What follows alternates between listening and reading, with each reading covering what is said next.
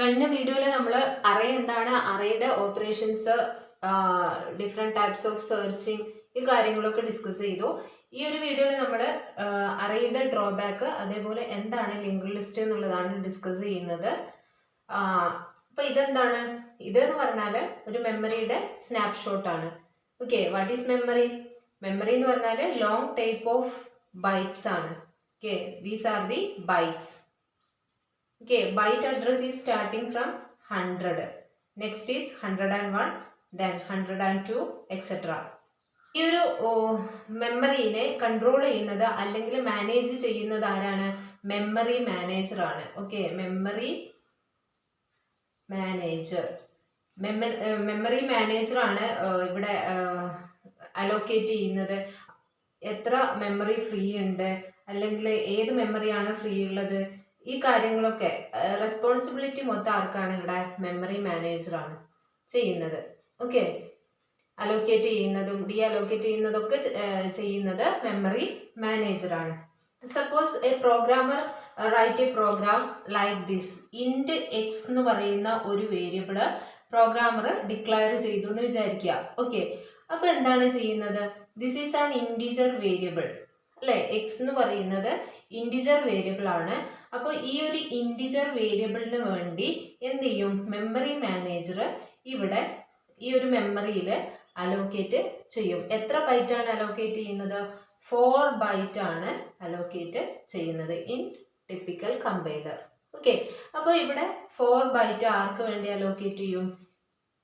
ഈ ഒരു എക്സിന് വേണ്ടി അലോക്കേറ്റ് ചെയ്യും. ഓക്കെ, വാല്യൂ നമുക്കൊരു 10 കൊടുക്കാം. മെമ്മറി മാനേജർ ഇതിന് വേണ്ടി എന്ത് ചെയ്തു? ഇവിടെ ഒരു മെമ്മറി അലോക്കേറ്റ് ചെയ്തു, ദെൻ ഈ വാല്യൂവിനെ സ്റ്റോർ ചെയ്തു.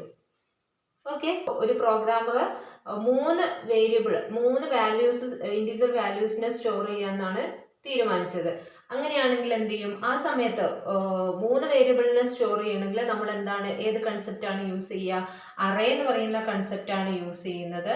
ഓൾറെഡി നമ്മൾ അതിൻ്റെ ഡിക്ലറേഷനും കാര്യങ്ങളൊക്കെ പഠിച്ചതാണ്. അപ്പോൾ അറേനെ എങ്ങനെയാണ് ഡിക്ലെയർ ചെയ്യുക? Int data type, array name, size of the array. ഇവിടെ സൈസ് എത്രയാണ്? 3. 3 വേരിയബിളിനെയാണ് നമ്മൾ സ്റ്റോർ ചെയ്യുന്നത്. ഓക്കെ, അപ്പോൾ മെമ്മറി മാനേജർ എന്താണ് ചെയ്യുക? ഈ ഒരു 3 വേരിയബിളിനെ സ്റ്റോർ ചെയ്യാൻ വേണ്ടിയുള്ള മെമ്മറി അലോക്കേറ്റ് ചെയ്യും. ഓക്കെ, അപ്പോൾ 3 വേരിയബിളിനെ സ്റ്റോർ ചെയ്യണമെങ്കിൽ എത്ര ബൈറ്റ്സ് വേണം? 3 × 4 12 ബൈറ്റ്സ് വേണം. ഓക്കെ, അപ്പോൾ ഈ മെമ്മറി മാനേജർ ഈ 12 ബൈറ്റ്സിനെ എന്ത് ചെയ്യും? ഈ മെമ്മറിയിൽ അലോക്കേറ്റ് ചെയ്യും. Here 12 bytes are free. ഇവിടെ 12 ബൈറ്റ്സും ഫ്രീ ആണ്. അപ്പോൾ എന്ത് ചെയ്യും? ഇവിടെ 3 വേരിയബിൾസിനെ സ്റ്റോർ ചെയ്യും. എക്സാമ്പിൾ ഒരു 20, 30, 15. ഓക്കെ, ഈ 3 വേരിയബിൾസിനെ എവിടെ സ്റ്റോർ ചെയ്തു? ഈ ഒരു ലൊക്കേഷനിൽ സ്റ്റോർ ചെയ്തു. സ്റ്റാർട്ടിങ് ഫ്രം 100, then എവിടെ വരെ? 1, 1, 1 വരെ ഈ 3 വേരിയബിൾസിനെ സ്റ്റോർ ചെയ്തു. പക്ഷേ ഈ പ്രോഗ്രാമർ പെട്ടെന്നാണ് തീരുമാനിച്ചത് ഒരു വാല്യൂം കൂടെ സ്റ്റോർ ചെയ്യണമെന്ന്. ഓക്കെ, അപ്പം മെമ്മറി മാനേജറിനോട് പ്രോഗ്രാമർ ഒരു റിക്വസ്റ്റ് കൊടുക്കും, ഇവിടെ എക്സ്റ്റെൻഡ് ചെയ്യാൻ പറ്റുമോന്ന്. 4 വേരിയബിളിനെ സ്റ്റോർ ചെയ്യണമെങ്കിൽ എത്ര മെമ്മറി വേണം? 16 ബൈറ്റ്. നമ്മൾ കൺസെപ്റ്റ് ഏതാണ് യൂസ് ചെയ്തത്? അറേ എന്ന് പറയുന്ന കൺസെപ്റ്റാണ് യൂസ് ചെയ്തത്. അപ്പോൾ കോൺസിക്യൂട്ടീവ് മെമ്മറിയിലാണ് ഡാറ്റ സ്റ്റോർ ചെയ്യുക, അടുത്തടുത്ത ലൊക്കേഷനിലാണ് ഡാറ്റ സ്റ്റോർ ചെയ്യുക അറേയിൽ. ഓക്കെ, അപ്പം 4 × 4 16 ബൈറ്റ് നമുക്ക് ആവശ്യമുണ്ട്. ഏതിനെ സ്റ്റോർ ചെയ്യാൻ? 4 ഇൻറ്റിജർ വാല്യൂസിനെ സ്റ്റോർ ചെയ്യണമെങ്കിൽ 16 ബൈറ്റ് ആവശ്യമാണ്. അപ്പോൾ ഇതിനെ എക്സ്റ്റെൻഡ് ചെയ്യാൻ പറ്റുമോ നോക്കും. 3 അല്ലേ ഇവിടെ? അപ്പോൾ 12 കഴിഞ്ഞിട്ട് ഒരു 4 ലൊക്കേഷൻ കൂടെ ഉണ്ടോ നോക്കും. പക്ഷേ ഈ അടുത്ത 4 ലൊക്കേഷനിൽ ഓൾറെഡി ഈ ഒരു എക്സിന് വേണ്ടി മെമ്മറി മാനേജർ അലോക്കേറ്റ് ചെയ്തു പോയി. അപ്പം എന്ത് ചെയ്യാൻ പറ്റില്ല? ഇവിടെ എക്സ്റ്റെൻഡ് ചെയ്യാൻ പറ്റില്ല എന്നുള്ളത് മെമ്മറി മാനേജർ പറയും. ഓക്കെ, അപ്പോൾ എന്ത് ചെയ്യും? ഈ പ്രോഗ്രാമർക്ക് 4 വേരിയബിൾ സ്റ്റോർ ചെയ്യണം, പക്ഷെ അടുത്ത മെമ്മറിയിൽ സ്റ്റോർ ചെയ്യാൻ പറ്റില്ല. അപ്പോൾ മെമ്മറി മാനേജർ എന്താ ചെയ്യാന്ന് വെച്ചാൽ ഈ 16 ബൈറ്റ്സിനെയും സ്റ്റോർ ചെയ്യാൻ വേണ്ടി പുതിയൊരു ബ്ലോക്ക് ഇതിനു വേണ്ടി അലോക്കേറ്റ് ചെയ്യാം. ഓക്കെ, എന്നിട്ട് ഇവിടെയുള്ള ഡാറ്റാസിനെ ഇങ്ങോട്ടേക്ക് കോപ്പി ചെയ്യും. This is difficult. ഇനി 10 വേരിയബിള് 10 എലമെന്റ്സിനെ സ്റ്റോർ ചെയ്യണമെങ്കിലും എക്സ്റ്റെൻഡ് ചെയ്യാൻ പറ്റാത്ത ഒരു സാഹചര്യമാണെങ്കിൽ സോ ഡിഫിക്കൽട്ട്. ഓക്കെ, അപ്പൊ പ്രോഗ്രാമർ ഓൾറെഡി എന്ത് ചെയ്യും, ഒരു 50 വെച്ചിട്ട് ഇനിഷ്യലൈസ് ചെയ്യും. ഓക്കെ, 50. അപ്പോൾ 50 × 4 = 200 ബൈറ്റ്സ് മെമ്മറി മാനേജർ ആർക്ക് വേണ്ടി അലോക്കേറ്റ് ചെയ്യും, ഇതിനു വേണ്ടി അലോക്കേറ്റ് ചെയ്യും. 50 × 4 = 200 മെമ്മറി ആർക്ക് വേണ്ടി അലോക്കേറ്റ് ചെയ്യും, ഈ ഒരു എ എന്ന് പറയുന്ന അറേക്ക് വേണ്ടി അലോക്കേറ്റ് ചെയ്യും. ഇങ്ങനെ ഡിക്ലെയർ ചെയ്ത് കഴിഞ്ഞാൽ ഓക്കെ. പക്ഷേ നമ്മുടെ പ്രോഗ്രാമർക്ക് 10 എലമെന്റ്സ് മാത്രം സ്റ്റോർ ചെയ്താൽ മതി. ഓക്കെ, 10 എലമെന്റ്സ് സ്റ്റോർ ചെയ്യാന്ന് പറയുമ്പോൾ 10 × 4 40 ബൈറ്റ്സ് മാത്രം മതി. ഓക്കെ, അപ്പം ഇവിടുന്ന് മുതൽ ഒരു 40 ബൈറ്റിൽ മാത്രമേ നമ്മൾ എന്ത് ചെയ്യുന്നുള്ളൂ, ഡാറ്റ സ്റ്റോർ ചെയ്യുന്നുള്ളൂ. സോ ബാക്കിയുള്ള മെമ്മറി ഒക്കെ എന്താവും, ഫ്രീ ആവും. ഓക്കെ, ബാക്കി വരുന്ന എല്ലാ ബൈറ്റ്സും എന്താണ്, ഫ്രീ ആണ്. പ്രോഗ്രാമർ ആകെ 10 എലമെന്റ്സ് മാത്രമേ സ്റ്റോർ ചെയ്യുന്നുള്ളൂ.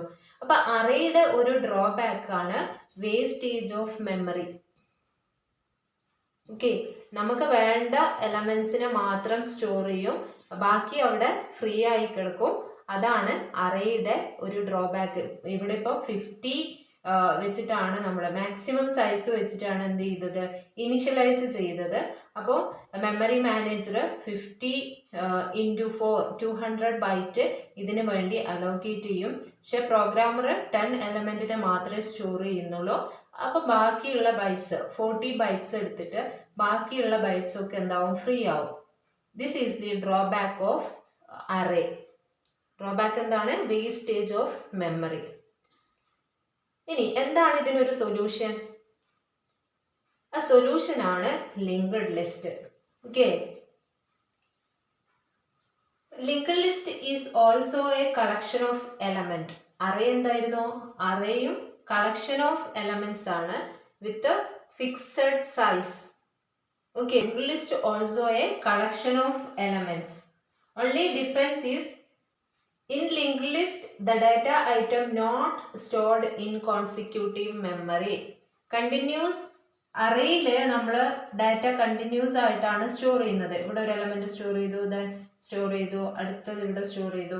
പക്ഷേ ലിങ്ക്ഡ് ലിസ്റ്റിൽ ഇങ്ങനെ കോൺസിക്യൂട്ടീവ് ആയിട്ടല്ല ഡാറ്റ സ്റ്റോർ ചെയ്യുന്നത്. That is the difference. Okay, അപ്പൊ ലിങ്ക്ഡ് ലിസ്റ്റിൽ എങ്ങനെയാണ് ഡാറ്റ സ്റ്റോർ ചെയ്യുന്നത് എങ്ങനെയെന്ന് നോക്കാം. ഇപ്പൊ പ്രോഗ്രാമർ ഒരു ഡാറ്റ സ്റ്റോർ ചെയ്യാൻ വേണ്ടി റിക്വസ്റ്റ് കൊടുത്തു. Now the memory manager, ഇപ്പൊ നമ്മൾ ഇന്റ് എക്സ് എന്ന് പറയുന്ന ഈ ഒരു വേരിയബിളിന് വേണ്ടി എന്ത് ചെയ്യാ, പ്രോഗ്രാമർ റിക്വസ്റ്റ് ചെയ്തു സ്റ്റോർ ചെയ്യാൻ വേണ്ടി. അപ്പൊ മെമ്മറി മാനേജർ എന്താ ചെയ്യുക, ഇതിനു വേണ്ടി ഒരു 4 ബൈറ്റ് മെമ്മറി അലോക്കേറ്റ് ചെയ്യും. ഓക്കെ, അപ്പൊ നമ്മള് 5 എന്ന് പറയുന്ന വാല്യൂവിനെ ഈ ഒരു 4 ബൈറ്റ് ലൊക്കേഷനിൽ സ്റ്റോർ ചെയ്തു. Okay, after he want to request another variable, വേറൊരു വേരിയബിളിനെ സ്റ്റോർ ചെയ്യാൻ വേണ്ടി റിക്വസ്റ്റ് കൊടുത്തു. അപ്പൊ എന്താ ചെയ്യുന്നത്, ഇവിടെ നമ്മൾ ആ ഒരു വേരിയബിളിനെ 4 ബൈറ്റുള്ള വേരിയബിളിനെ സ്റ്റോർ ചെയ്തു. ഓക്കെ, അടുത്ത റിക്വസ്റ്റ് കൊടുത്തു, ദെൻ അതിനെന്ത് ചെയ്തു, ഇവിടെ സ്റ്റോർ ചെയ്തു 4 ബൈറ്റ്. ദെൻ ഇതിനെ അടുത്തൊരു റിക്വസ്റ്റ് കൊടുത്തു, അതിനെന്ത് ചെയ്തു, ഇവിടെ സ്റ്റോർ ചെയ്തു. ലിങ്ക്ഡ് ലിസ്റ്റിന്റെ കൺസെപ്റ്റ് ആണ് പറയുന്നത് കേട്ടോ. അപ്പൊ 4 എലമെന്റ്സിനെ നമ്മൾ മെമ്മറി മാനേജർ എന്ത് ചെയ്തു, ഈ ഒരു മെമ്മറിയിൽ അലോക്കേറ്റ് ചെയ്തു. ഇനി ലിങ്ക്ഡ് ലിസ്റ്റ് എന്ന് പറഞ്ഞിട്ടുണ്ടെങ്കിൽ കളക്ഷൻ ഓഫ് എലമെന്റ്സ് ആണെന്ന് പറഞ്ഞു. ഓക്കെ, അപ്പൊ ഈ എലമെന്റും തമ്മിലൊരു കണക്ഷൻ ഉണ്ടാവും. ഓക്കെ, ആ കണക്ഷൻ ഇവിടെ കോൺസിക്യൂട്ടീവ് ആയിട്ടല്ല നമ്മൾ ഡാറ്റ സ്റ്റോർ ചെയ്തിട്ടുള്ളത്. അപ്പൊ ഇത് തമ്മിലൊരു കണക്ഷൻ വെക്കണം. അപ്പോൾ ലിങ്ക്ഡ് ലിസ്റ്റിൽ നമ്മൾ എക്സ്ട്രാ ഒരു വാല്യൂ കൂടെ സ്റ്റോർ ചെയ്യുന്നുണ്ട്. That is address. Collection of elements ആണ്. ഇതിനെ കളക്ഷൻ ആക്കാൻ വേണ്ടി എന്ത് ചെയ്യുന്നുണ്ട്, ലിങ്ക്ഡ് ലിസ്റ്റിൽ ഡാറ്റേന്റെ കൂടെ ഒരു അഡ്രസ്സും കൂടെ സ്റ്റോർ ചെയ്യുന്നുണ്ട്. ഓക്കെ, അപ്പൊ അഡ്രസ് എന്ന് പറഞ്ഞിട്ടുണ്ടെങ്കിൽ നെക്സ്റ്റ് എലമെന്റിന്റെ, നമ്മൾ രണ്ടാമത് കൊടുത്ത എലമെന്റിലെ ആ എലമെന്റിന്റെ അഡ്രസ് ആയിരിക്കും. ഇവിടെ ഇപ്പം നമ്മൾ സ്റ്റാർട്ട് ചെയ്തത് 102 ആണ്. This is 103, 4, 5, 6, 7, 8, 9, 10, 110. ഓക്കെ, ഈ എലമെന്റിന്റെ അഡ്രസ് എന്ന് പറഞ്ഞാൽ 110 ആണ്. ഓക്കെ, ആ അഡ്രസ് ആയിരിക്കും ഈ ഒരു ഡാറ്റേന്റെ ഇവിടെ സ്റ്റോർ ചെയ്യുന്നത്. ഓക്കെ, ഈ ഒരു ഡാറ്റേന്റെ കൂടെ ഒരു വാല്യൂ കൂടെ സ്റ്റോർ ചെയ്യും. ആ വാല്യൂ എന്ന് പറഞ്ഞാൽ address of the next element. Okay, ഇപ്പൊ ഇവിടെ എന്ത് ചെയ്യും, ഇവിടെ അഡ്രസ്സിനെ സ്റ്റോർ ചെയ്യും. ആ അഡ്രസ്സ് സ്റ്റോർ ചെയ്യാനും എത്ര ബൈറ്റ് ആണ് എടുക്കുന്നത്, 4 ബൈറ്റ്. ദെൻ ഇതിലും ഒരു അഡ്രസ്സ് സ്റ്റോർ ചെയ്യും. ഈ എലമെന്റിന്റെ അഡ്രസ് ആയിരിക്കും സ്റ്റോർ ചെയ്യുക. ഇവിടെയും ഒരു അഡ്രസ്സ് സ്റ്റോർ ചെയ്യും. ഈ എലമെന്റിന്റെ അഡ്രസ് ആയിരിക്കും ഇവിടെ സ്റ്റോർ ചെയ്യുക. ദെൻ 20ലും ഒരു അഡ്രസ് ഉണ്ടാവും. പക്ഷെ നെക്സ്റ്റ് ഒരു എലമെന്റ് ഇല്ലാത്തത് കൊണ്ട് ഇവിടെ നള്ള് വെച്ചിട്ടാണ് സ്റ്റോർ ചെയ്യുക. ഇതിന് കംപ്ലീറ്റ്ലി നമ്മൾ പറയുന്ന പേരാണ് നോഡ്. ഓക്കെ, ഇതൊരു നോഡ്, ദെൻ ഇതൊരു നോഡ്, അടുത്ത ഒരു നോഡ്. ഓക്കെ, നമുക്ക് 4 നോഡ്സ് ആണുള്ളത്.